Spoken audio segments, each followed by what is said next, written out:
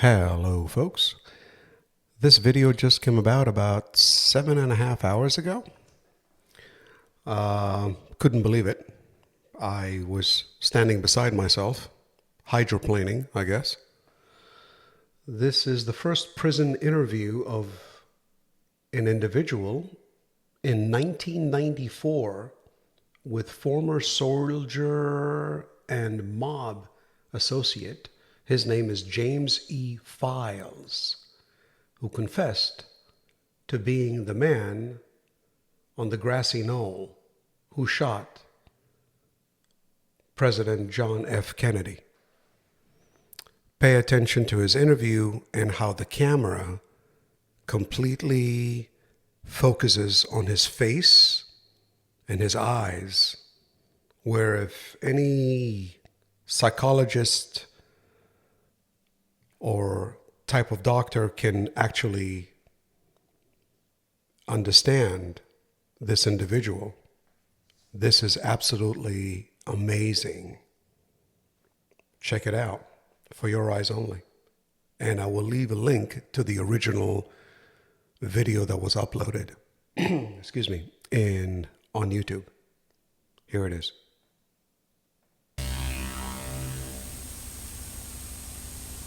In 1989, Houston private investigator Joe West launched an independent investigation to find the true killers of President John F. Kennedy. After 3 years of disappointments and dead ends, financed at his own considerable expense, West suddenly received a tip from an unexpected source, an FBI agent who asked to remain nameless. The tip led Joe West to Joliet State Penitentiary and a prisoner named James E. Files. Files, who was serving time for shooting an Illinois police officer, was at first reluctant to talk. Slowly and meticulously, West established a relationship with Files. Through months of personal visits and detailed correspondence, Files began to reveal his participation in the JFK assassination. Files was nearing a full confession when West became ill and passed away in 1993. It took 13 months after Joe West's death, but on March 22, 1994, associates of West's videotaped an interview with Files. In the interview, Files admits to being one of the shooters on November 22, 1963. He also implicates organized crime members Charles Nicoletti, Johnny Roselli, and Sam Giancana. For the next 2 frustrating years, attempts were made to bring the interview to the public, which finally led this confession to us. We now present this document to you in its unedited form exactly as it was taped. The breaks in the confessions occurred at the time of the taping. Nothing has been altered. We now leave the judgment of James E. Files and his confession in your hands.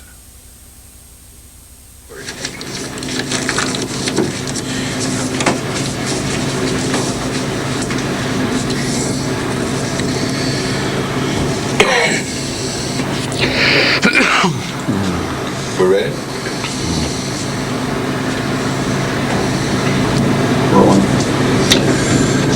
Please tell me your name.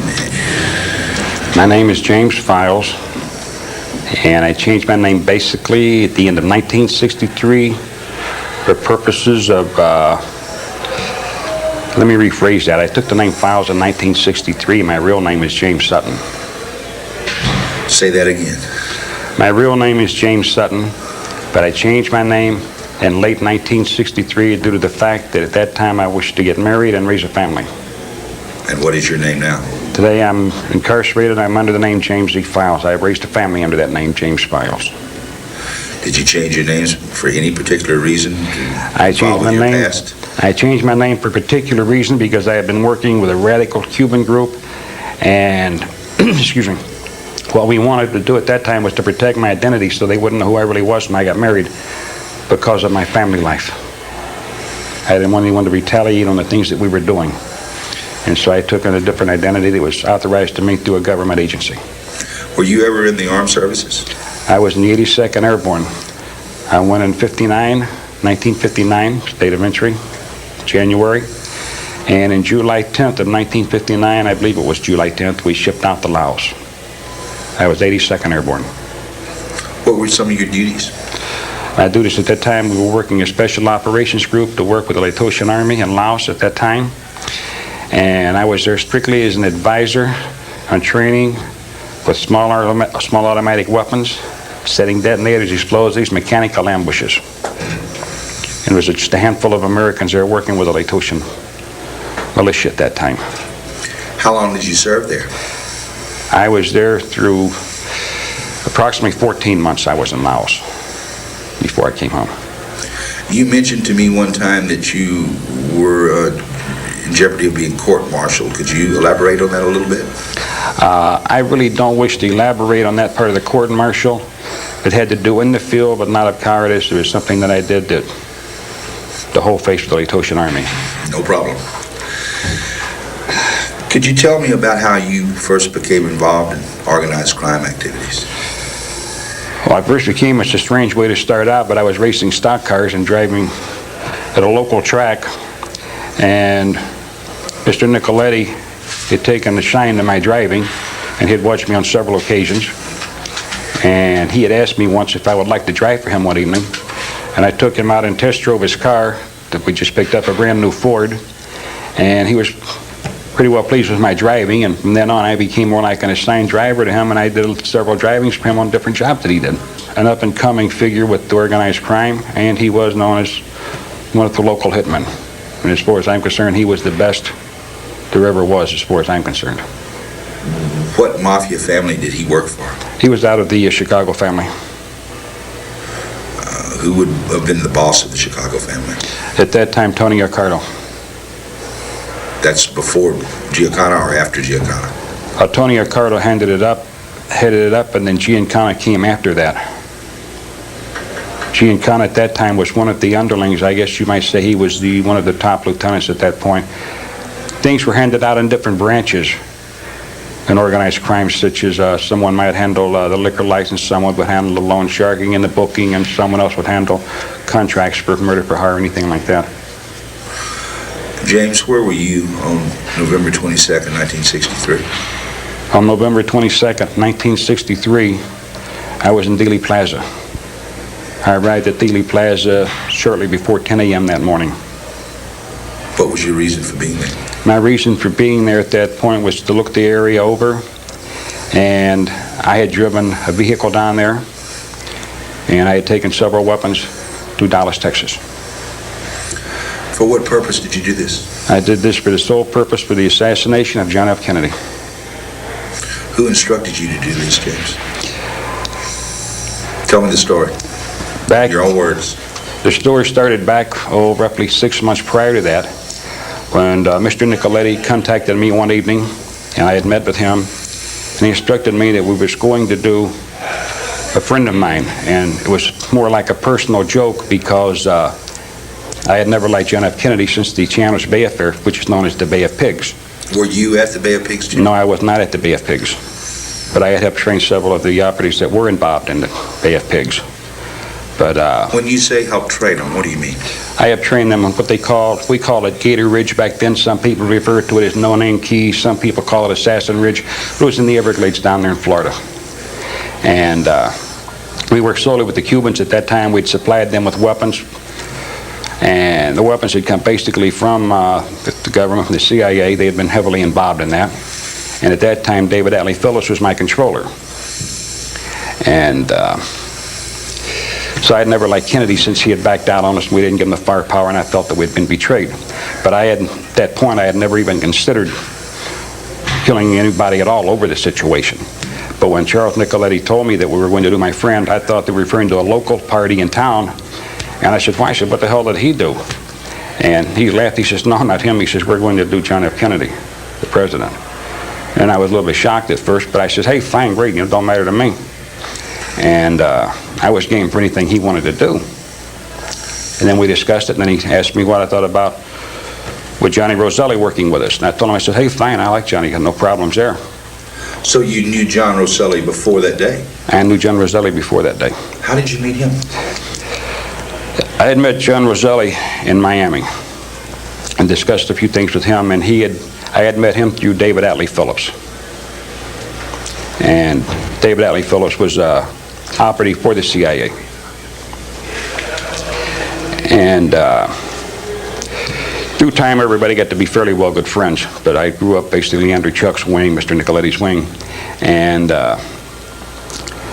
Chuck had told me we were going to do it. We had first originally planned to do the assassination in Chicago, but a lot of people didn't like that idea. So then it was moved to another location.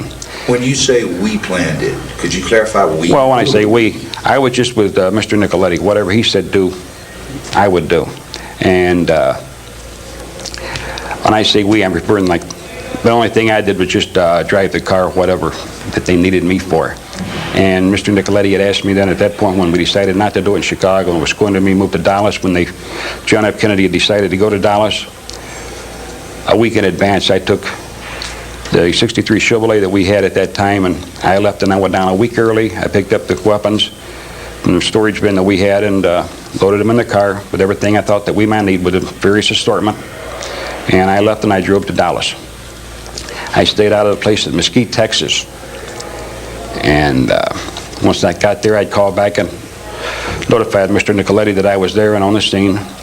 And the following day, Lee Harvey Oswald came by the motel where I was at. They'd given him my location, and he took me out to a place somewhere southeast of Mesquite where I test fired the weapons and calibrated the scopes on anything that might be needed. And then he was with me for a few days in town there. We drove around so I would know all the streets and not know running any dead-end streets if anything went wrong and we had to flee from the area. So Lee Oswald spent time with you. He knew why you were there. You knew why he was there. Lee Harvey Oswald knew that I was there, but I never told him why I was there. He would just come over and told us stay with me and to help me out and assist me in any way that he could. Lee Harvey Oswald and I never discussed the assassination of John F. Kennedy. I discussed that with no one. Because my part of it, I had no part of the assassination at that time. All I did was go down, take the car down, take the weapons down, clean the weapons, calibrate the scopes, make sure everything was functioning properly, and then know the immediate area surrounding Dealey Plaza back to the expressways and the other local highways that could be used as an extraction point to leave Dallas in case something should go wrong. At that point, I had no involvement at all in the assassination outside of that, just doing my little job that I had to do. Could you give me the exact chronology of what happened from the time you arrived in Dallas? You've already said that you went out and you test fired some guns and things.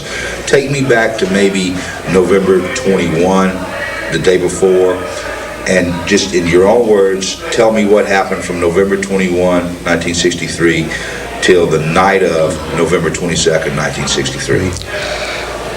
If we go back November 21st, I had everything pretty well set up on my end of it as far as knowing the area, knowing the streets, memorizing a lot of the major points there in the intersection, crossing railroad tracks and trestles and things.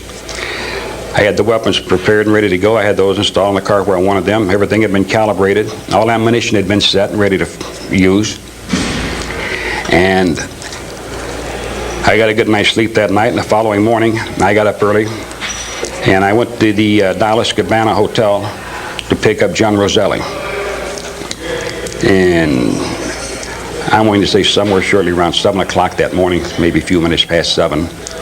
And I picked up Johnny Roselli, and we drove from the Dallas Cabana to Fort Worth, Texas, to a pancake house they had there, just off the major highway. And we went there to meet someone. I did not know who he was meeting, but he had already told me, Johnny Roselli said we was going to meet a man by the name of Jack Ruby, that he had some things that we had to pick up. And when we got there, Johnny Roselli told me, he said, I'm going to go in and sit in the booth. He says, you wait and come in later. He said, sit somewhere else where you can keep an eye on me in case something goes wrong. I want you to cover my backside. So I positioned myself after Johnny Roselli went in. I stood at the counter, ordered a cup of coffee, and sat there and waited. This one heavy-set gentleman came in, and he went over, and he knew Johnny Roselli, I assume, because they shook hands. They talked for a minute and sat down in the booth together.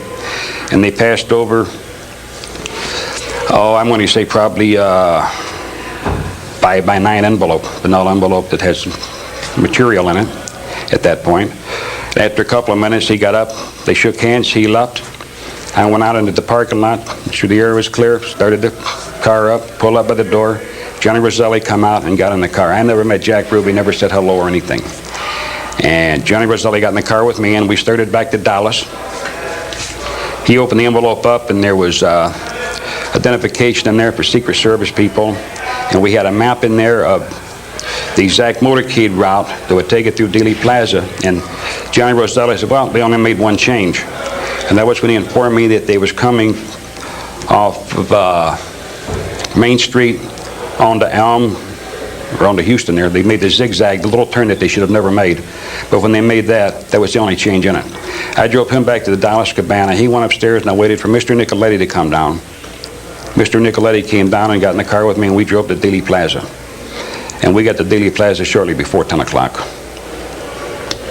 And from there, we parked the car. It had been drizzling rain that morning. It's kind of a cool morning out. I parked the car beside the Dow Tech building. Mr. Nicoletti and I got out, and we walked up and down the complete area at Dealey Plaza. We covered every corner, walked by the buildings, looked over several different things. And we were just talking, having casual talk about one thing or another, the weather and everything. And at about 10:30, Mr. Nicoletti asked me how would I feel in supporting him and backing him up on this. And he told me I wouldn't fire unless it became extremely necessary. And I told Mr. Nicoletti, I said, Jesus, I'd be honored to do anything to back you up. And he asked me, he says, where would you, he said, as it goes outside, if you was to be outside here, he said, where would you position yourself at in Dealey Plaza?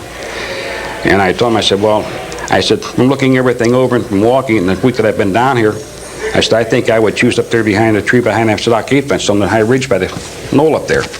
And he says, why there? I said, well, I've got the railroad yard and back up in there. We've got a parking lot there. I've got a place to where I could stash whatever I would need. I said, and I can pass off myself off as a work in the railroad yard for the time being until that time comes. And nobody would really pay any attention to me. And he asked me then, he says, where do you think would be the best place for me? I said, well, I think the Dow Tech building with the new change in it, I think the Dow Tech building over there would give you the best advantage point there. And he said, I think so too. So we took a walk over, went through the parking lot over by the tracks, walked around through there, and he seemed pretty well pleased with that. And then at that point, it was about 11:10, he asked me what weapon would I choose to use over there. And I told him, I said, I would like to use the fireball. He says, why that one? He said, you've only got one shot. And I said, one shot's all I'm going to get anyway. If I wait until the last moment of firing, I may not fire. I said, and it's easy to conceal. I carry it in the briefcase, and nobody will pay any attention to him, and it's easier to walk away from there. And that's exactly what we did at that point. And shortly before noon, we went back to the vehicle. I took the briefcase out and turned my jacket inside out. I went back into the yard, to the railroad yard there. I secured the briefcase. And then I hung out back there, and I walked down on the grassy knoll. I looked things over. Nobody paid any attention. People were gathering. And shortly before the motorcade came, I went back up there and started securing myself in a better position so I'd be able to reach the attaché case at that point, the briefcase. Excuse me. And I knew once that I opened the briefcase up and pulled the weapon out, nobody's going to be looking at me. The motorcade would be coming, making its first turn, and I wouldn't have to remove the fireball from the briefcase until approximately they made the turn on Elm Street there. And I would have plenty of time at that point. And at that point, when they started proceeding down Elm Street, shots started being fired from behind, and I assumed that it was Mr. Nicoletti, because he was the one that was in the building, and I knew that Johnny Roselli was there. And I remember the shots ringing out, and even though the president was being hit with the rounds, I was considering it a miss because I knew that we were going for a headshot on the president. And I had known he had been hit in the body, but I didn't know what part at that time. And I seen the body lurch, and I saw the body lurch again. I heard another shot that missed, and we were supposed to hit no one but no one but Mr. Kennedy. And I guess Governor Cumley got hit with one of the rounds at that point. And I wasn't even sure of that because I was keeping Kennedy as best I could in the scope on the fireball. And when I got to the point where I thought it would be the last field of fire, I had zeroed in to the left side of the head there that I had, because if I waited any longer, then Jacqueline Kennedy would have been in the line of fire. And I'd been instructed for nothing to happen to her. And at that moment, I figured this is my last chance for a shot, and he still had not been hit in the head. So as I fired that round, Mr. Nicoletti and I had fired approximately at the same time as the hit started forward, then it went backward. And when I would have to say that his shell struck approximately 1,000th of a second ahead of mine, maybe, that's what started pushing the head forward, which caused me to miss in the left eye, and I came in on the left side of the temple. And at that point through the scope, I witnessed everything, matter and skull, being blown out to the back of the limousine, and everyone on television watching saw Jackie Kennedy crawl out there to get it. And I watched her hold out her hand to crawl back in the car, and I put the fireball back into the briefcase and closed it up, and I'd pull my jacket off, reverse my jacket, so I would have, instead of a plaid slide out, I would have the gray like a dress jacket, more or less. And I put a cap on my head, my hat, to walk away with carrying a briefcase. How did you exit the plaza? When I exited the plaza, I walked to the edge of the stockade fence. I did not walk down the steps. I walked back over, across the grass to the dead-end street that ends there by the parking lot. And I proceeded to, I believe that's Houston, cross Houston and went into the Dowtech parking lot. And when I got into the car, Mr. Nicoletti was already in the car, and so was Johnny Roselli. And I got in the car and drove away. What happened to the shell casing that you fired at John Kennedy? The shell casing that I fired at John Kennedy, when I took it out of the weapon, it's one of those moments when you feel like you're above everything else, and I guess I was a little bit cocky with it all. I took the casing, I put it in my mouth while I put another casing cartridge into that one. Before putting it into the case, and as I started to leave, I took the casing and I bit down on the casing to leave teeth marks on it, and then I set the casing as a symbol right on top of the stockade fence, which I know I should have never done, but I did that. And over the years, through other people, I have left certain trademarks along the way. But the casing was mine. It had teeth marks on it, and no one knew it was teeth marks here until recently in 1994. And they just had that examined to find out that it was teeth marks on there. But I left it more or less as a signature of my calling card. Your trade? You might say my trade.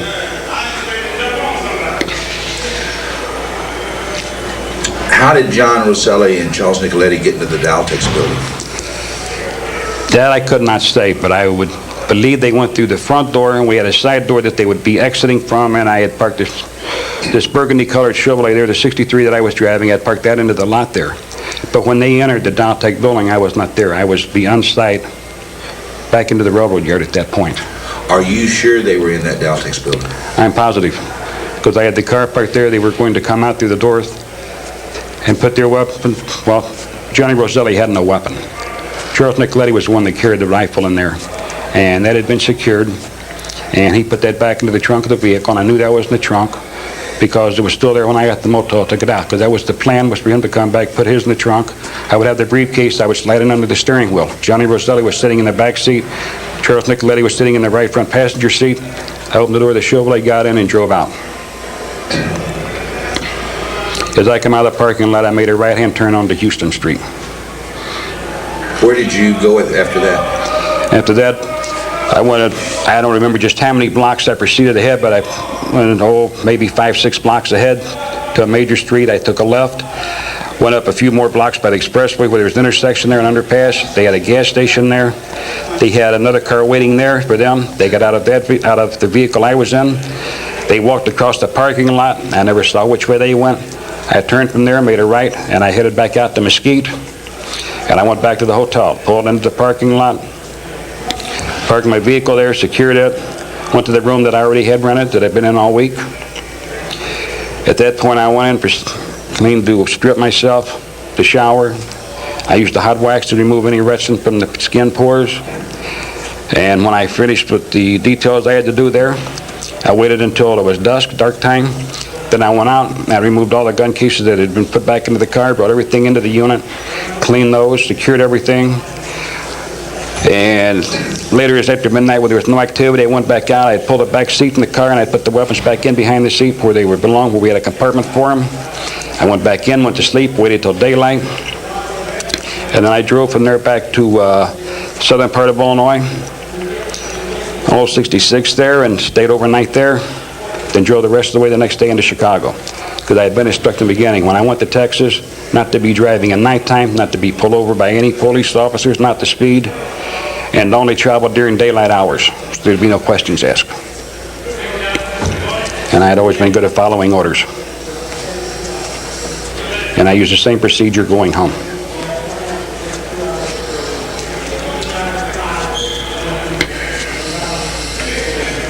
Let's stop for a second. For these people here, in the beginning, I couldn't get nothing done. They were all down on me because a cop got shot. And my guitar was, okay. Good. Roll. Good. How much money were you paid for your participation on November 22nd, 1963? Well, the money that I received for that job in Dallas, I'd never asked for a specified amount. I'd never even asked for any money. I was just honored to do it with Mr. Nicoletti. But I had received $30,000 a short period thereafter. I remember there's 2-3 weeks went by, maybe a month even, before I met him one evening. He gave me an envelope, and I asked him, I said, what's this for? And he said, this is for down in Texas. He said, you did excellent. The only thing he did, he criticized me once. He asked me, he says, when I left Ely Plaza that day and got in the car with him, he says, don't you think you overreacted? And I says, what do you mean? He says, maybe you shot too fast. Because I know they didn't want a shot coming to the front. They tried to put everything from the back side. And I told him at that point, I said, well, it's my last chance for the option. I said, if I didn't fire at that point, I couldn't fire without endangering Jackie. Jimmy and Joe West notes and in Don Irving's interview notes with you, and in what you told me before, you told me you received $15,000.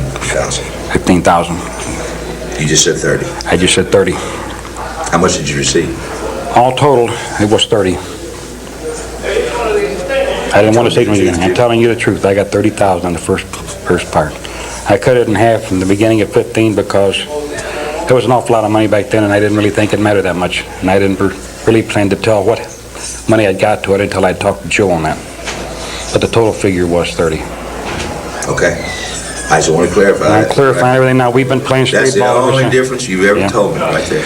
Well, in the beginning, I said 15 because I didn't think it mattered that much what the amount was. But since we've been playing square ball with everything else, and I've given you everything that I have, I'm not going to go back on that part. I'm just going to give you the actual figure, and that's what it was, and I never received no more, no less. The next money I received after that was for something else that we had done. But like I say, as far as I know, that's what the money I received was for Dallas when he gave me that envelope. Because I never took checks. He gave me cash, and I usually got money every other week from him, just for local work around town. When did you first meet Lee Harvey Oswald? Excuse me. I first met Lee Harvey Oswald in,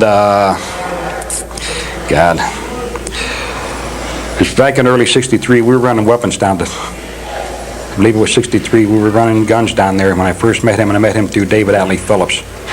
And Lee Harvey Oswald and I had never been friends at that point or anything. We became more friends that we can Dallas together. But I had met him down there in New Orleans, and outside of New Orleans in a little town, I believe it was called Clinton down there.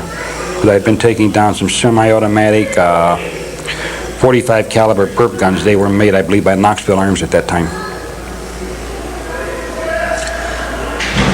Am I to understand that Lee Harvey Oswald was working for the CIA? Lee Harvey Oswald had the same controller that I had, David Atlee Phillips, because David Atlee Phillips introduced me to him. And so that means that you have worked for the CIA also? I had involvement with the CIA, yes.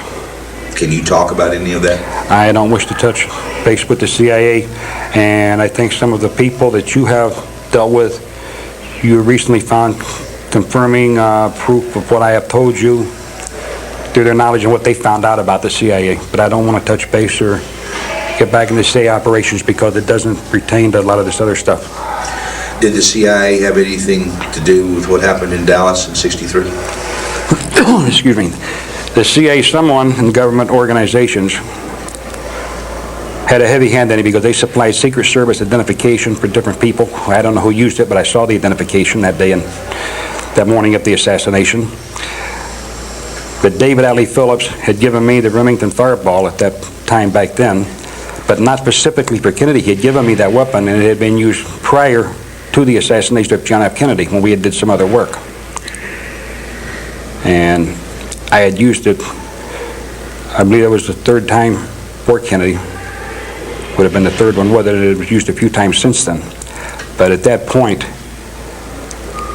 I know a lot of people that knew that Kennedy was going to be assassinated, but whether they had planned it or ordered it or not, I have no idea who ordered his assassination. When you were in Dealey Plaza, did you see any other people there that you recognized that may have been involved with the mob or either with the CIA? Yes, I did. I saw Frank Sturgis, and at one point I'm going to say he was probably no more than 40, 50 feet away. And again, later when I looked at him when I was farther from the yard, I was about 40 yards from him, maybe 35 yards away, and I scanned this crowd, I saw him, he was still there at the time of the assassination, and I was looking at him through a 3-power scope also. But I scanned the crowd to see if he was still there, and he was there. Anyone else that you recognized? You told me at one time it looked like Old Home Week. Excuse me, could we cut? Sure.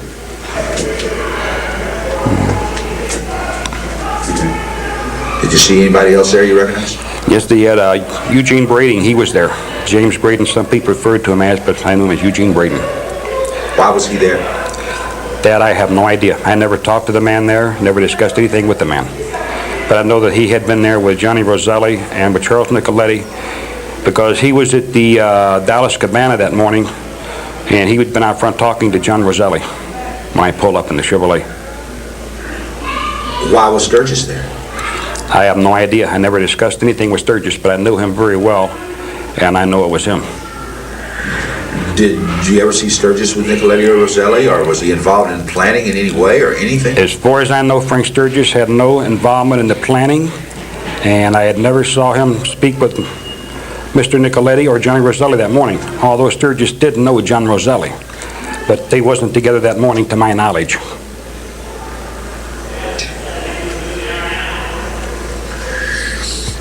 Did you know Lee Harvey Oswald was on that 6th floor, Jimmy? No, I did not know he was on the 6th floor. You got to say it. I did not know Lee Harvey. I did not know that Lee Harvey Oswald was on the 6th floor at the book depository that morning. I wasn't even sure he was in the building or anywhere around because I had not seen Lee Harvey Oswald that day. Did Nicoletti or Roselli ever tell you that Oswald was part of, quote-unquote, the hit? Chuck told me that Lee Harvey Oswald was going to show me around the area down there, and that's why he had someone had got a hold of Lee Harvey Oswald and told him where I was at the Mesquite Hotel over there in Mesquite, and he had showed up there the second day I was in town. But like I say, Lee Harvey Oswald and I never discussed anything about the assassination, even though I assume we both knew what was happening, but we never discussed it. Is there anything you can tell me about the death of Officer J.D. Tippit? I do not wish to touch base on that. I have no comment on that. Do you know who killed him? Yes, I do. Is the man still alive? The man that killed T.J. Tippit is still alive. He was alive as of 3 years ago. I haven't talked to him in the past 3 years. But Lee Harvey Oswald did not kill T.J. Tippit. Because the man that killed the police officer that afternoon had come by my hotel and told me, he said, things got messed up today. He said, and I killed a cop. And my remarks to that was, well, you did what you had to do. And he left shortly thereafter. So then there was one other person that was part of the team other than you and Nicoletti and Roselli? The person I'm referring to now was not a part of the team to assassinate John F. Kennedy. As far as I know, his job would have been to kill Lee Harvey Oswald, from what I understood, without asking any direct questions, because I did not want to know what anyone else was doing. All I wanted to know was what my assignment was, what I was to do, and the least I know about other people, the better off I am, because I didn't want very many people knowing who I was or what I'm doing.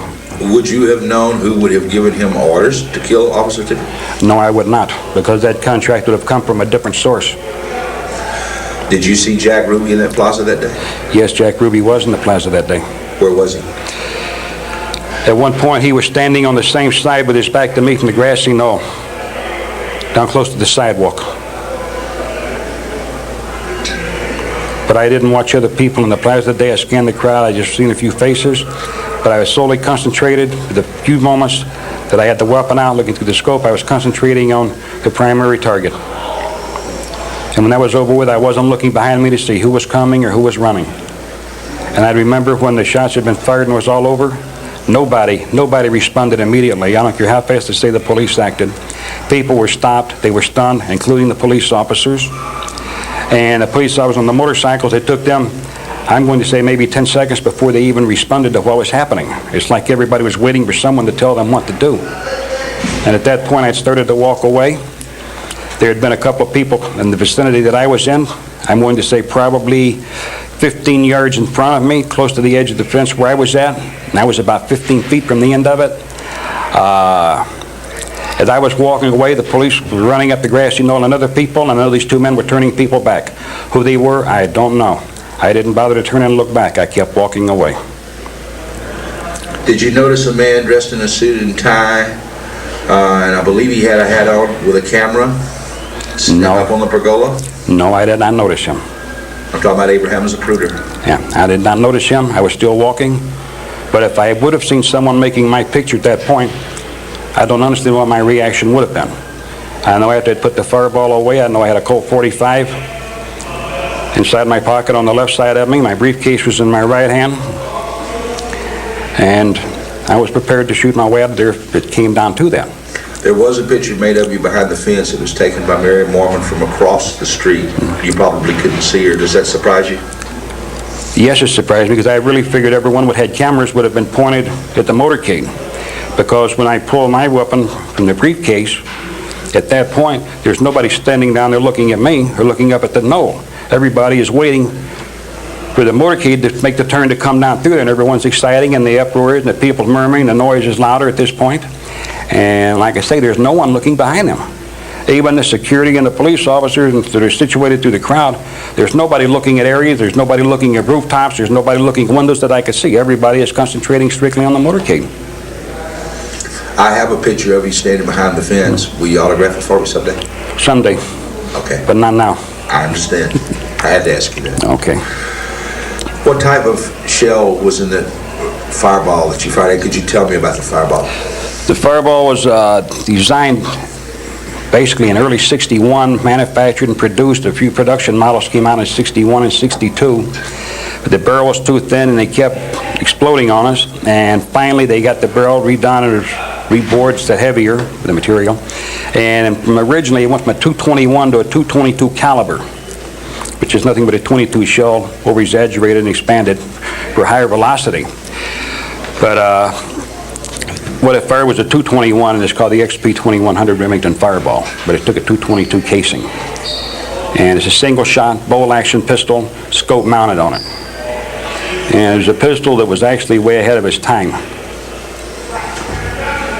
If you used to see one, I don't know if they're going to show you a picture of one or not, but it is a very beautiful handgun and one of the most elite pistols I believe ever manufactured. Although a lot of your people like 44 Magnums and everything else and 357s, at this point I prefer a smaller caliber for something like that because at 100 yards the gun is very effective. Because most people take a pistol to be only good for 30, 40 feet. And something that you would use in the room, but a Remington Fireball is more of a modified cut-down rifle. It shoots a regular shell? Or? .222. It's .222. It's a lot longer than your average .222, or excuse me, it's a lot longer than your average .22 round that you put into a .22 rifle. And it's a special casing, and you could not fire this through a .22 rifle, through a .22 caliber. But now, correct me if I'm wrong, the Remington Fireball XP100 will fire both .221s and .222s? Yes, it will. It takes some sort of modification, though, to fire .222. What exactly does it take? The barrel had to be reinforced. If you didn't have the barrel reinforced, the barrel could possibly blow up in your face. Did you shoot a regular shell in it, or was it some sort of loaded or modified shell? Or I shot a .222 with a mercury load in it. We used a mercury load. The .222 is designed to fragmentate.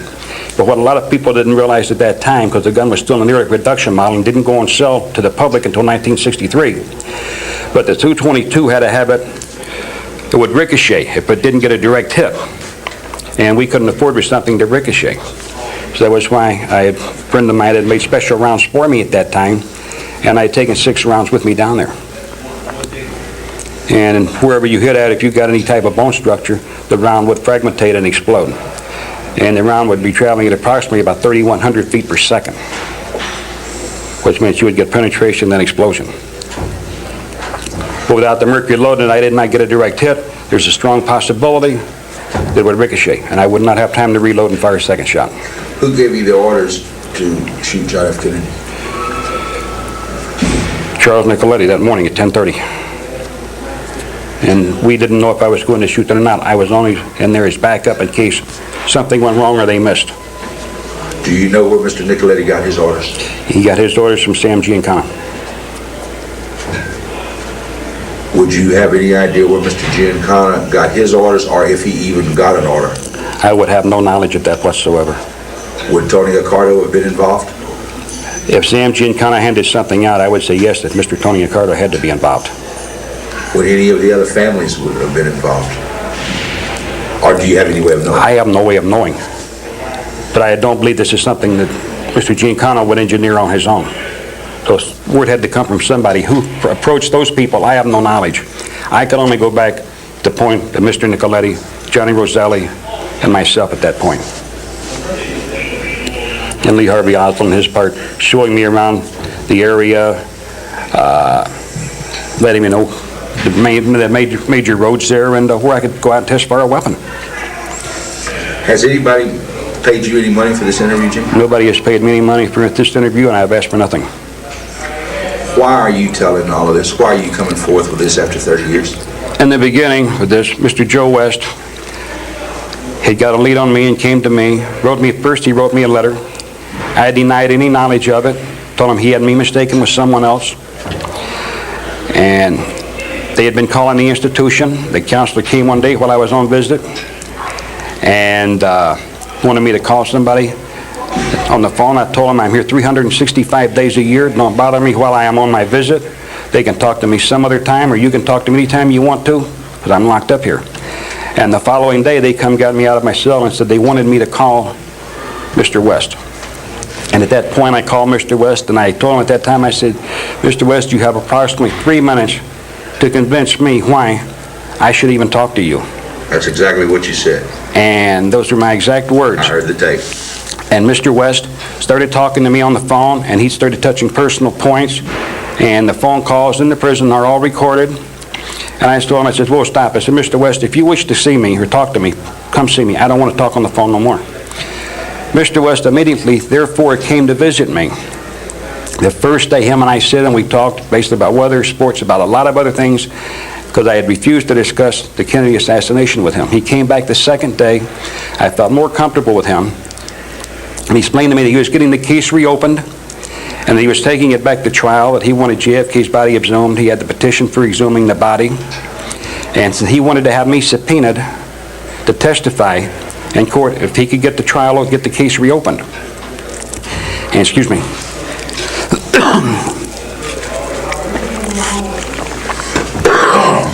Good break. Yeah. He's about to die. Yeah. Okay.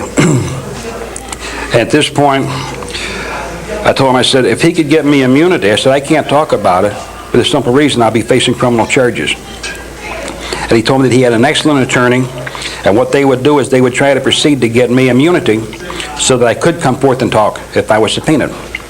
And at that point, we talked for a while, and I agreed that I would testify and come forward if they got me the immunity.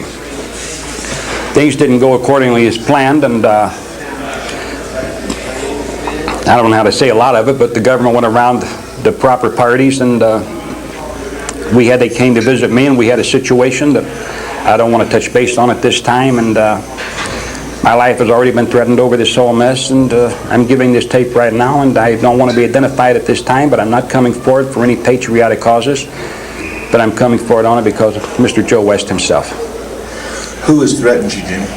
I have been threatened by both organized crime and by the government. Can you identify the people of the government who threatened you? I wouldn't do that because I've never given up anyone in my life, and I won't start now. If they wish to kill me, then I have to accept the fate that comes with it, but I will not finger point anyone or anything like that at this time. Has the FBI been here to visit you? Yes, the FBI was here to visit me. And the FBI has tried to discredit me on a lot of things. But people that you have conversed with that has things, and I've given you information not to put anybody in prison. I've given you information on special operations that was carried out by the government that no one could have possibly known about outside the agency itself. And I believe that you have corroborated my story on several different aspects. Do you know anything about the death of David Ferry? Yes, I do, but at this time I do not wish to discuss that.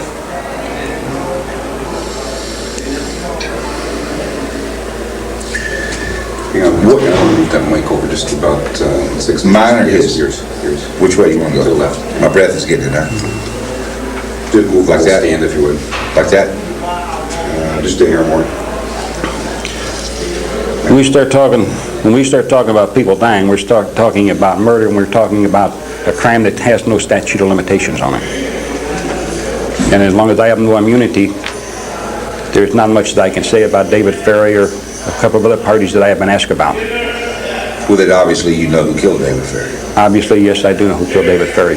He died of a severe brain hemorrhage, but the severe brain hemorrhage was brought on in a specific way. And if they was to examine, they would find out, and I have already stated at one point, where the tear in the tissue became after the severe brain hemorrhage, and I've waited for somebody to confirm that. I'm working on it. What's your really inner feelings about all of this, Jimmy? As a person, as a human being? As a person, as a human being, I just want everybody to forget about me, put it all behind me. I'm sorry anybody ever caught up with me or found out who I was or that what my involvement was. Why did you open up to Joe West? Joe West is the type of person, you have to meet him and talk with him to really understand a man, but he's somebody that, it's just somebody that you like and you respect and you're willing to do what you can to help him.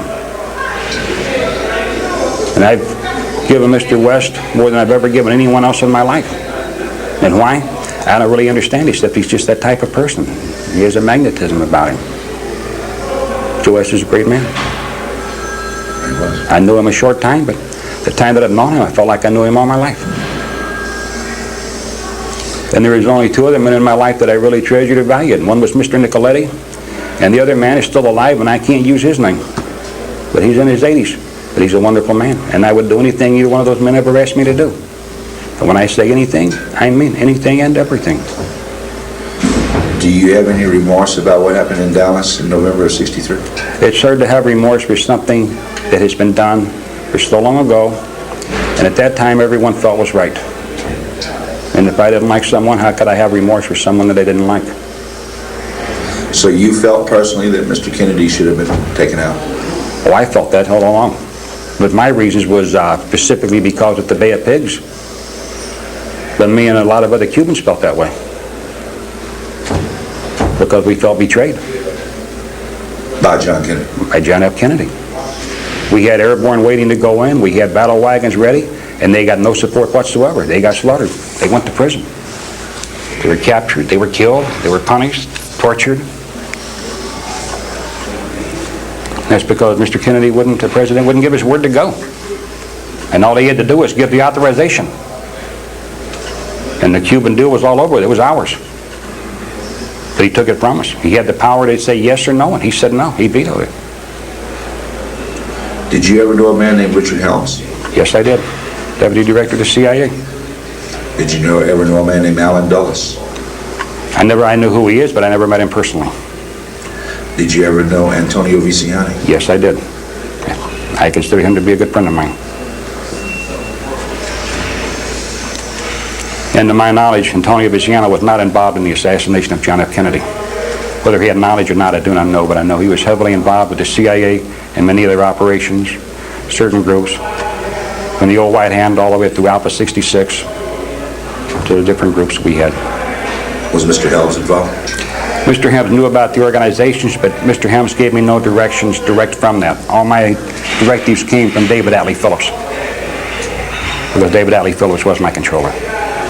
I understand that it's a serious question, and I know you've already answered it once, but I just want to try to say it again. Do you have any knowledge at all of the CIA participating in the hit on Kennedy? The CIA never once told me that they were going to kill Kennedy. I never heard it from David Atlee Phillips or anyone else. Do you know how Charles Nicoletti got to Dallas? I do not know how Charles Nicoletti got there except for flying on commercial airlines. Johnny Roselli flew in, I know specifically, on a MATS airline because he told me. On what kind of airline? MATS, Military Air Service. MATS is Military Air Transport Service, is what it stands for. We call it MATS. Could you give me a full sentence on that, Johnny? Look, Johnny Roselli the morning we were going to Fort Worth, he told me, he said he was in Washington. I was in Washington yesterday. He said, I got lucky. I said, what do you mean lucky? He said, I caught a match fly it out. Well, for people who don't understand match, that's Military Air Transport Service. It was a military fly-it, and allegedly, like I say, I don't know who flew the plane. Johnny told me he was on it, but he said he was being flown in by the CIA. He said they flew him there. And basically, that's all I know of. And whether they had a flight going there or not, I don't know what that flight was all about. I never had knowledge. And I never asked people what they're doing or where they've been or any questions. I've always lived my life believing in silence. I believed in not knowing what the other man is doing. If you're doing something wrong, don't come tell me what you're doing, because I don't want to know in case you have a problem later. And I live that way here in prison. I have prisoners come up and tell me, we've got this coming in, we got that coming. I tell them, man, I don't want to know part of it. I don't want to know what you're doing. Don't tell me, because if you get snitched off, I don't want you thinking it's me. I recall that you mentioned, you want to take a pause and drink some water a second? Mm-hmm. Okay. I want to ask you about that package. And I'm going to, you go ahead and holler when. Anytime you're ready. Tell me in your own words about the package that Mr. Nicoletti gave you after this. After many, many years, several years, we started having a small problem. Things were arising. And we had the Senate Intelligence Committee was calling people back, the Warren Commission, everybody had been involved in a lot of things, and we're getting a lot of static. And at this point, I'd kept myself totally obsolete, local, out of the highlight, the spotlight. The only two people that knew I was in Dealey Plaza that day for sure was Johnny Roselli and Charles Nicoletti. Why do you think that is? Well, we never went around telling people what we'd done. If we went out and we did something, or we popped somebody or made a hit on them, whatever you want to call it, we didn't go sit around the tavern and brag about it, or we didn't go down to the local restaurant and talk about what we'd done. So as far as Sam Giancana knew, Charles Nicoletti was the man who did the shooting. That's all he knew. He knew that he was there, and whether he knew Johnny Roselli was there or not, I don't know, but I would say yes, he knew Johnny Roselli was there. Start that sentence with the only thing Sam Giancana knew. As far as I know, the only thing that Sam Giancana knew for Dealey Plaza that day was the part of Charles Nicoletti and Johnny Roselli, because Sam Giancana had never discussed it with me. Only Charles Nicoletti and Johnny Roselli and I admit to that point, because we kept a very tight circle and we always talked. The less people know, the better off we are, the safer we are. And as the years went by, Sam got killed, I believe, in June of 1975, Sam Giancana. He was killed at his home in 75. Charles Nicoletti, Johnny Roselli was next. He was killed, I believe, I don't remember the exact date, but I know it was September, I believe, of 76. And Charles Nicoletti, I remember that date because him and I were very, very close. And he wasn't supposed to go out that night unless I was with him. But he was killed at a restaurant in the west suburbs of Chicago at a place called the Golden Horns. And he was executed there that night. And that was on March 29th of 1977. Do you know anything about what happened to those three men or who might have done them in, Junior? Well, on who killed those men, I do not know who the actual man was that killed Johnny Roselli or Charles Nicoletti. But the night that Sam Giancana was killed, I know that Johnny Roselli was in town that night. And I know that him and Sam Giancana was very close. And I figured he was probably the only one that could get into his house that time of the morning that Sam would let him in. But to say he specifically killed him, I can't say that because I don't really know, because it was never admitted to me. But I know Johnny left and went back to Miami. But anyway, after Sam was dead, Johnny was dead. I didn't know who killed Charles Nicoletti, and if I had have known, I would have went after them myself, so that knowledge never became known to me. But right before Chuck was killed, we knew that there was a problem, and I'd been riding constantly with him and staying in his companionship, more or less as his bodyguard watching, on anyone that we went to meet. And I would usually carry 245s with me. And I'd keep a windbreaker across my lap with each gun laying in my lap with the hand on each one. And we'd been very, very careful. And approximately 2 weeks before his death, he had given me a package and told me, he says, put this away. He said, someday you might need this. He said, there may be people looking for it. He says, do not let this fall into the wrong hands. Well, I took the package and I put it and wrapped it into cheesecloth and put some plastic around it and put it in a little metal box, and I went out and I buried it, put it where no one would find it. And I'd left it there. After his execution, and he was killed, on March 29th of 77. I'm going to estimate it's probably between a week and a half to 2.5 weeks right thereafter, I don't know the exact date, that I was leaving one of our local clubs where we had card games going and making book and everything, and it's all shortly past midnight, I guess 1 o'clock in the morning, as I walked out, I was abducted, and I was gassed and thrown into a vehicle and taken away, and I'd been interrogated for roughly, I don't know, maybe day and a half, whatever it was, 2 days even. I'm not even sure how long they had me at that point, because when I come out of it, I was in pretty bad shape. But I had went through a very rough interrogation, and I knew it wasn't the outfit that did it, because if there was any doubt there, they would have killed me. So I figured it had to be a government agency that had picked me up. And they wanted the notes and the books and the diary of Charles Nicoletti. And I never gave it to them. And I was thrown from a car, left stripped, my legs and hands still bound behind me. And I was picked up at one of the suburban towns of just west of Chicago. And the police recovered me, took me in, and then that family had been notified, and they wanted to take me to the hospital. And I didn't want to go to the hospital. And I went home, and I had my right-hand man come over at that point and stay like at the house with me, because I couldn't even get up and walk to the bathroom. He had to pick me up and carry me anywhere I went. That's how bad shape I was in. And at this point, my wife had already thought that I was dead, so had everybody else in town when I had been picked up and carried away that way. And as soon as I was able, I got up and made sure I wasn't being followed or watched by anyone. I went and I dug the package up. And the package that was there was identification for Secret Service. In that package, there was his personal diary that he had made a lot of notes on, things that people that had been killed over the years. And there was also the map that Johnny Roselli and I had received that morning in Fort Worth, and the man that was supposed to be Jack Ruby when we had met over there and he had gotten that package. That map was there. And I destroyed that at that time, because I knew then that somebody was really after it and wanting it. But you kept Nicoletti's diary? Yes, I still got that. Can you tell me anything about its contents? No, I won't get into that, because we're getting involved in organized crime, and I will not do anything to hurt anybody, anywhere in that branch. This way, the only thing I'm seeing here is Charles Nicoletti is now dead, so is Johnny Roselli and Sam Giancana. I can cause them no harm.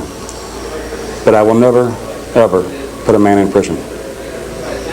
I would not give anyone up right now for my own freedom. And that's how I stand. And that is how I will live by it, and I will die by that standard. Jimmy, you lived around death and crime all your life. How do you feel about death? How do I feel about death? To me, it's just another new adventure. Don't get me wrong, I'm in no hurry to die. When the time comes, though, I will accept it. And I've looked at death several times in my life. I've had people from the outfit, the police officers, put guns to my head and threatened to kill me. And I've looked them in the eye and told them to shoot. And a couple of them, I told them they didn't have the balls to shoot.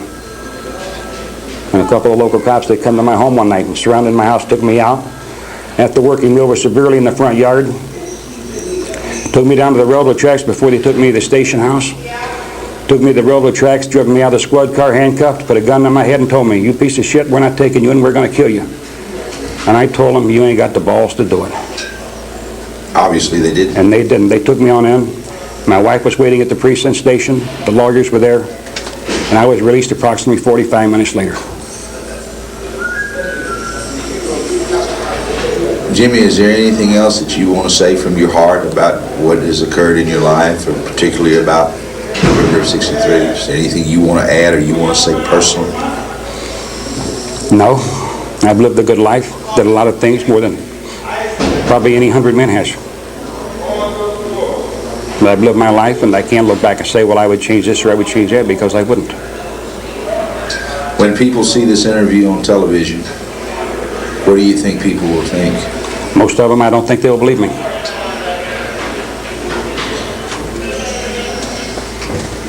How do we know it's true, Jimmy? There's no way to really prove it, except, like I say, some of the people, you have corroborated a lot of the things that I have told you. You've had people corroborate it, and everything I've told you so far, it's been there. It could be backed up and checked in the files from the CIA to the FBI. And I want to clarify one thing. I've given you nothing on organized crime, on anything they've ever done. And I will never do that. And I am not a member of organized crime. I have never been a member, but I've had a lot of close associates with organized crime. Where were you born, Jim? Excuse me, cut. Just let it roll. We're okay. I was born January 1942, Alabama. You're a Southern boy. Southern boy. But I was taken from there at a very early age, and I grew up as a child on the streets of Chicago. And I love Chicago. I grew up in an all-Italian community. When we first moved in, I was the only kid on the block that couldn't speak Italian. Everybody spoke Italian. Hardly anybody spoke English. But I ran with them. We finally started communicating, and I would live in their homes with them, eating stuff that I had never even seen or heard of, and they would come to my house and eat things that they had never heard of, such things as black-eyed peas, cornbread, biscuits, red-eye gravy, and things like that. To me, I loved the pizza, and I loved the pasta, the meatballs, and everything. I thought it was great. So it was something that we shared, and we all got along good. In the beginning, we didn't get along, but after they beat me up a few times and found out that I couldn't be discouraged, and I kept running back to them, we finally got to all be good friends, and we grew up together. And as a child, as a kid, I don't think I was probably more than 10 or 11 years old. I remember on Saturday mornings, I'd be sitting out front of the deli, and one of the old-time gangsters used to come along, Guy Cerrone, great man, come up in this big old black Cadillac, and me and my little Italian friend would be out there, we'd be shining the hubcaps on his car and wiping it down with our big towels, and then he'd come out, he'd usually throw us a $5 bill, and back then that was a lot of money. And we thought we were really somebody just because we knew those people. And as we grew up, and we started getting into more trouble our own self. Is that how you more or less got involved in working with them? That's how more or less people knew that when I got caught, I didn't tell on nobody. And I had a good name for being stand-up around town, even early as a kid growing up as a teenager. Wild, driving fast cars, riding motorcycles. I had my first car, I think I was just turning 14. Did Charles Nicoletti know your background in warfare and in shooting? And yes, he did. Because after say it by starting with Charles. Charles Nicoletti knew of my background. He watched me around town as time passed by, running around the cars and stuff. He knew I'd been into the service. He knew I was familiar with weapons. And I came back from Laos. I did 90 days in the hospital being evaluated. And the day I walked out of there, I was recruited by David Atlee Phillips. Showed up that day as I walked out of the hospital. And my first assignment with the agency was after I had been shooting in Laos and made my mark there. They felt that I could be of use to the agency at that point, and I was training some Cubans at that time. And that's when I first got involved with Chanos Bay, the Bay of Pigs. And after all that blew up and went down, and everybody got their face dirty, and the CIA got dirty in the Bay of Pigs and things, I was home for a while, and I started racing stock cars. And Mr. Nicoletti took a shine to me. He'd watch me race cars, and he knew I was up and coming, knew my involvement with weapons, but he wasn't concerned about my weapons in the beginning. He was only concerned about my driving ability. And I admired him, and to me, he walked on water. I got to tell you, I love the man. He was one of the two greatest men I ever knew. What kind of guy was he? He was very well-spoken, well-mannered, quiet. He didn't swear. There was no profanity in the man. I probably only heard him swear maybe twice in my whole life, and that was at the FBI. And they had us under surveillance a couple different times. And he was very quiet, but he was also very deadly. It's like a rattlesnake, you might say, without the rattlers.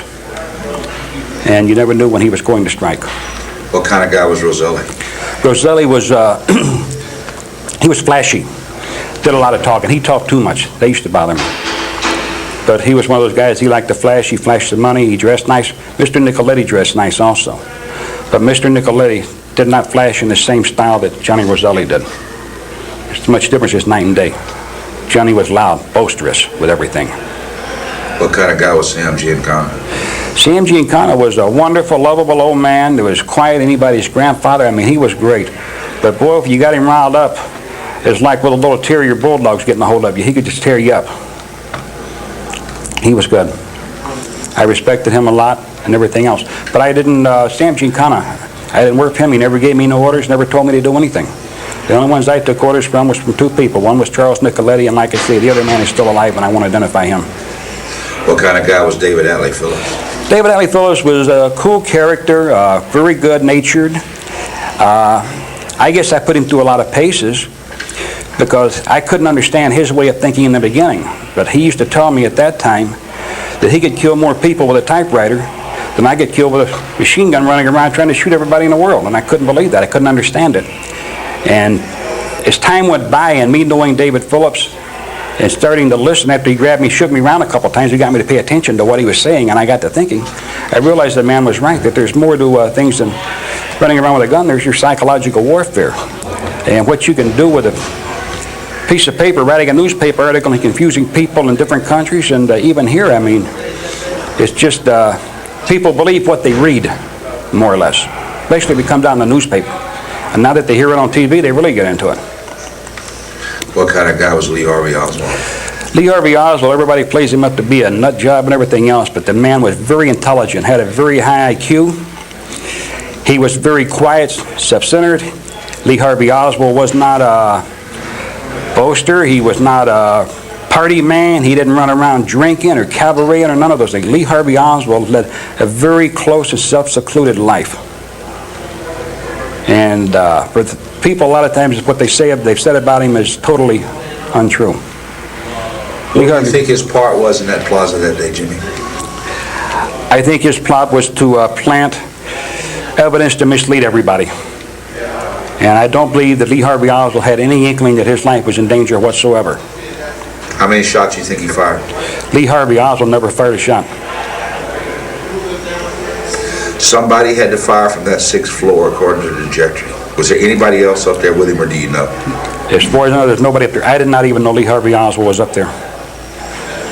And now when you're standing in a place like that, it's hard to tell where the noise is coming from. You've got echoes, you've got all these people. Excuse me, your sound is being muffled. But at this point, I don't even know Lee Harvey Oswald is in the Texas and Book Depository building there. I have no even knowledge of that at that point. The last time I saw him was the day before. How do you know he didn't fire a shot? I just don't believe he would. Lee Harvey Oswald, as much as they proclaimed him to be an assassin and killer, I don't believe he was. Even in the Marine Corps, he had a small scarp above his lip that he got hit with a rifle stock. He took a small scar in there. But Lee Harvey Oswald wasn't the type of person to run around and kill anybody. Did you ever notice if he was left-handed or right-handed? I never paid that much attention to it. He never fired a weapon around me. And we never sit down, we never wrote any letters together. When he drove, they say he couldn't drive, but Lee Harvey Oswald could drive. He didn't have a driver's license maybe, but the man could drive. Hell, he drove military trucks even.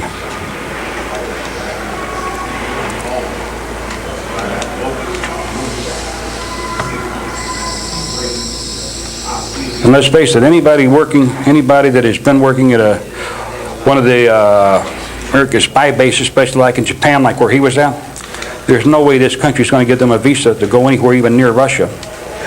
And they photograph every man going in and out of the embassies in Mexico. All your embassies are watched. We watch them, they watch us. Back then, yesterday, even today, they've never stopped watching each other. Nobody runs into the other embassy without being spotted right away. They're under constant surveillance. And if you've had a top secret security clearance like Lee Harvey Oswald did, you just don't jump on a plane and fly to a foreign country, especially to a communist country, unless somebody's engineered and set it up for you to go to give this information. Why Lee Harvey Oswald went to Russia, I'll never know. And personally, I never asked him when I knew him.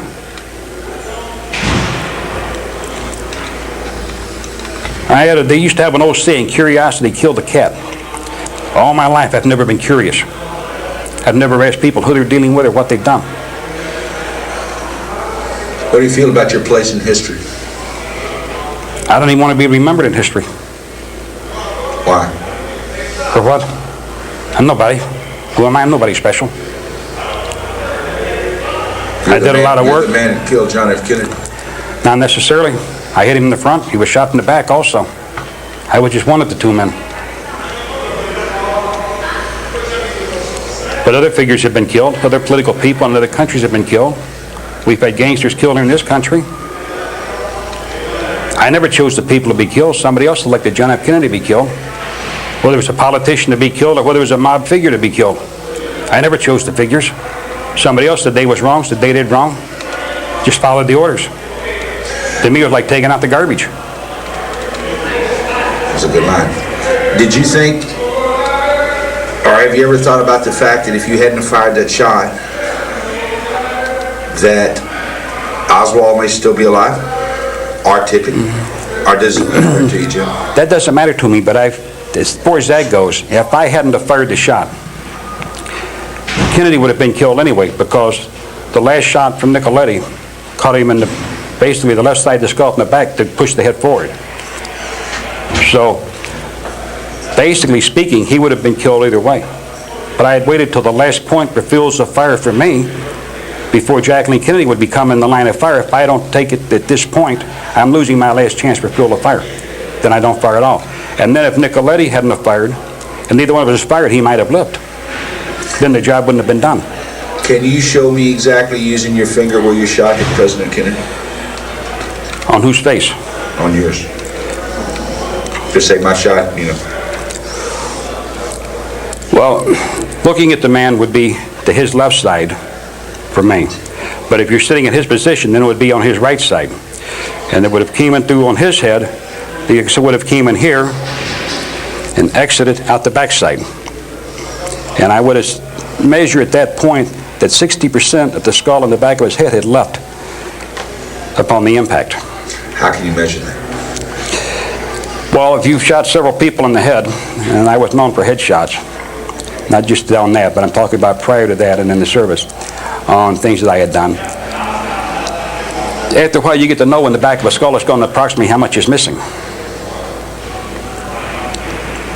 Jimmy, in all your years in the service and all the activities you've been involved in? My military service wasn't entirely that long, but my involvement with government agencies became overextended after a while. In all of your years in organized crime, in participating in and around death, murder, guns, etc., do you have any idea of how many people you've killed? Yes, but I will not say.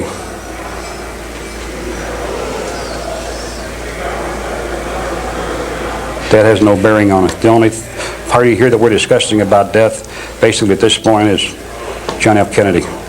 The other people there has no bearing on this case, and I don't even wish to discuss that. I'm sorry I asked, but I was just looking for some human interest stuff. I know, but like I say, I don't even want to quote that figure. Didn't mean to. I only have one person to judge me, and that's when I die. You believe in God, Jim? Well, whether they say I believe or not, I don't know. I guess I do in a way, because every time I've been in trouble, a lot of times I've looked down and I said, oh God, help me to get out of this, or help me to get this done. So basically I've caught myself praying to God probably on several occasions when I needed him. But like I say, I believe there's more to life than just here. I'm not saying I believe in heaven and hell. I'm just saying I believe there's another level of plane for us that we're going to all have to service on Sunday. You told me one time on the phone that the two greatest lies in the world were religion and history. Yep. You want to elaborate on that a second? Well, history has been changed to formicate to the way of the people of, how do you put it? If you look back and you investigate a lot of our history, you're going to find out a lot of our great causes was instigated by us itself, and we covered it up and made it look like we were being infringed upon by our rights on humanitarian purposes and freedom and democracy. And so when you wave that banner, and all my life I believed in Mother Apple Pie and the American way of life and freedom and democracy. But things over the years, especially in the early 70s, started changing my way of thinking a lot on things, because I seen how people were being abused and mistreated and being assassinated only because they knew something, not because they had the wrong politics or they were trying to endanger this country. Excuse me. And religion has killed more people than all the wars we've ever had. People die every day in the name of religion. They started out that way in the beginning, and it's still that way. Nothing has ever changed. Because everybody wants to say one person's religion is better than the other one. And the Irish fighting each other over there, the Muslims, to the Serbs, the Croatians, you name it. There's always somebody wanting to kill somebody over their religion, over their God. And yet they say there's only one God. But I don't want to elaborate on the Bible or get into it, because that only creates too many other things going, and it leads one product to another product. But I try to stay away from religion. I try to stay away from history as much as possible. The only interest to me of history is if I was going into another country, or if I was going to do something, I wanted to read about them and know about their culture. I wanted to know what their beliefs were. And I wasn't interested in the beginning of their time. I only wanted to know about the last 10, 15, 20 years of how their government had been run and what their politics were. That's all I was interested in, or what religion was the strongest religion in that country, and how I could deal with that situation. Because I could learn more from knowing that country than I could from everybody telling me what everybody thought about it. Jimmy, if today was November 22nd, 1963, and you were standing in Dealey Plaza right now, would you kill the president again? If I was under orders or if I had been asked to assist, I would do just like I always did. I would follow orders. I never disobeyed an order.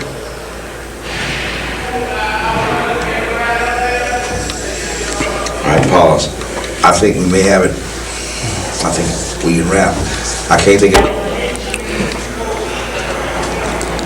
As far as John F. Kennedy goes, the president, even though he was the president, today everybody tells us what a great man he was. But back then, and I was there, and I was seeing the things that were happening from the Cuban Missile Crisis and everything else. Nobody really liked Kennedy back then that I could find. Everybody I talked to didn't like him. Like I say, I had my own personal reasons for the Bay of Pigs. But yet other people, from the military to the Secret Service to the FBI, to everybody, I mean, even the people around him, even his own staff, because he was, like I say, I won't get into all his bad habits, but as far as I know, nobody liked the man. But yet today they tell us what a great man he was, but that's only history and only because he was president of the United States. And nobody likes to admit that we made a mistake.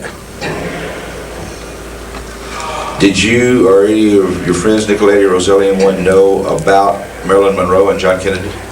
I don't know if they knew or not. I never asked. And again, as far as other people involved, such as Marilyn Monroe and all those other stories that people have told, when we sat around or we went somewhere, once Mr. Nicoletti and I had done something, that was history, that was yesterday. We never talked about it thereafter. It was never brought up again. But that's how he wanted it, and with his training and his beliefs, and like I say, I wanted to follow in his footsteps because I believed in this man so much. I worshiped this man. At that time, you talk about God, he was my God back then. Like I say, he walked on water. Did Nicoletti work for the mob and the CIA too on different occasions? Mr. Nicoletti was strictly organized crime. As far as the CIA goes, Johnny Roselli was the liaison between the mob and the CIA. And Nicoletti had talked with him a few times, but this is what got Nicoletti killed, I believe, was the involvement when he started talking with the CIA or the Secret Service or whoever had talked to him, and he was being called back because I think they killed him the day before he was to appear at the New Intelligence Hearing Committee or whatever it was they had going, because somebody was afraid he was going to talk. And it broke my heart afterwards when somebody told me that Mr. Nicoletti had talked and that he was dirty, because I found that hard to believe. And I always felt if Mr. Nicoletti was dirty and if he had been giving people up, I felt he would have given the diary up. He could have made a deal for his own life and for security and protection. And he didn't. He died. And we knew that he was in great trouble at that time. I didn't really understand the depth of it because I did not believe that the man would give anybody up. Now, I don't know who killed Mr. Nicoletti. I don't know whether the organized crime family did it, or I don't know whether the government killed him. I have no knowledge of who killed him. Like I say, if I had known, believe me, I would have been hunting them down. And I would have died trying to get the people that got Mr. Nicoletti. So the U.S. government will kill people? Definitely. Say it. The U.S. government will kill people. That's definite. There's no problems. There are no questions. He's not the only one they killed. Did you guys hear that last statement? And pay attention. Let's understand what happened in the assassination attempt of Donald J. Trump. Put that aside for a second. Let's continue. But like I say, if they killed Nicoletti, I don't know for sure. I don't know who killed him. But if I did know, I would have put an all-out effort. And there's only one thing in my life I have ever feared, and that was failure, to complete an operation that I had started on. And like I say, when I say I love Mr. Nicoletti, not as a man and a woman, but I loved him as a protege, as a father, as a brother, or whatever. But to me, like I say, he was my God. He walked on water. When you were walking out of Dealey Plaza from behind that fence, did anybody try to stop you, or anybody ask you anything, or did anybody see your gun? Did anybody say anything to you? As I was leaving Dealey Plaza, nobody tried to stop me. There was 2 police officers within probably 20, 25 feet of me that had been stopped by somebody posing as Secret Service agents. I could hear part of the conversation. I did not look back over my shoulder. I did not run. I didn't stand around. I just carried a natural gait and proceeded to exit. That's just like a businessman walking away from lunch. Rap. Can you think of anything else you want to add, brother? The three organized crime figures implicated by James E. Files as co-conspirators in the assassination of President John F. Kennedy met with the following fates. On June 19, 1975, Sam Giancana, who was to be transported to Washington, D.C. to testify before the Senate Select Committee on Intelligence 5 days later, was shot to death in his home. In 1976, Johnny Roselli gave top-secret testimony before the committee. Shortly afterwards, and before he could be called in for a second appearance, he was brutally murdered in Miami. Roselli's murder prompted the formation of the U.S. House Select Committee on Assassinations. In 1977, the committee announced it would call in Charles Nicoletti. Nicoletti was murdered shortly after the committee's announcement. On March 29, 1979, the House Committee concluded that President Kennedy's death was probably the result of a conspiracy. James E. Files continues to serve the remainder of his 50-year sentence for shooting a policeman in Joliet, Illinois. As of this publication, he must serve a remaining 43 years. The FBI has officially dismissed Files' confession as non-credible. So guys, again, this is the first prison interview of 1994 with the former soldier and mob associate James E. Files, who confessed to being the man on the grassy knoll who shot President John F. Kennedy, with details of his involvement in clandestine activities involving the mob and the CIA. I hope you guys enjoyed this video. I will leave a link to the original video on YouTube that I got this from, just so we can spread this out and share it to everyone. All right, guys. I'll talk to you guys next time. Take care.